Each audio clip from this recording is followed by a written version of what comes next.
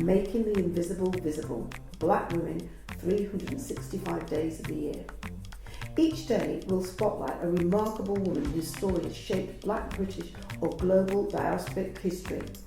Women whose achievements are too often overlooked. Through these daily short films, we create a living, breathing archive of leadership, creativity, resistance and legacy. Let's begin. I'm Dr. Rita Gayle. I am a cultural geographer who is working at the intersections of race, gender, class, and the city.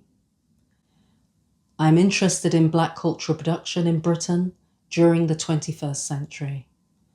You know, to do that work, you have to be concerned with the histories of the Black experience here, in particular, how we form and continue to form communities, and what are the conditions under which our cultural production can and does take place across the country. So my work in practice requires talking and sharing time with lots and lots of people. It's the most valuable thing that any of us can do, give our time. And leading on from that, collaborations might take place, or even better, you get the opportunity to link different people together so that they may collaborate in the future. And by that, I'm talking real collaboration and not this messy extraction stuff. For me, constructive collaborations are the ones that leave a tangible thing so that future generations can pick it up and move forward.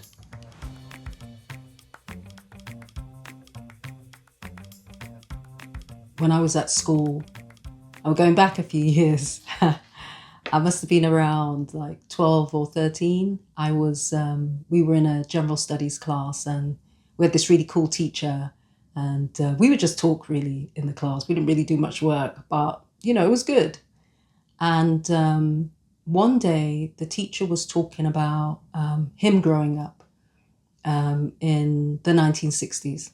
And one of the kids said, sir, the swinging 60s. And we all laughing, And normally he was quite a jokey teacher, but he was really serious. He kind of looked at us very serious, which was unusual for him. And he said, and I wrote this down because it was important. He said, that's what they call it now. For ordinary people, the 60s was just another time of work, paying bills, and trying to feed your kids.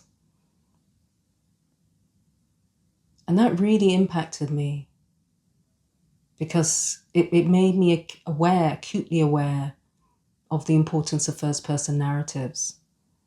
And if you fast forward to today, everyone wants to tell the stories of my elders. And that can be a challenge. It's a problem now, but in the future, what will that really mean for our communities if we've not had the opportunity to tell our stories now, whilst we are, we're still here, we still have that lived experience.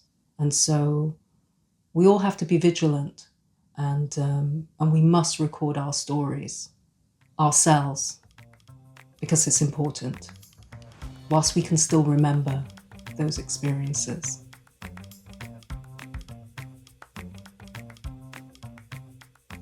Actually, I'm actually quite a funny person. Yes, I am. And actually, I actually think I could have been a comedian. I could have had a career as a comedian. No, really. I mean, some might say I am a comedian. I have a career as a comedian, but that's another story for another day. But yeah. But also, I think if you're a Black woman living in Britain, you have to have a really pretty good sense of humour. I'm going to move on. And so my other value, I think, is in connecting people. I will meet one person here and I'll meet someone else over there and I'll think, aha, I need to bring them together.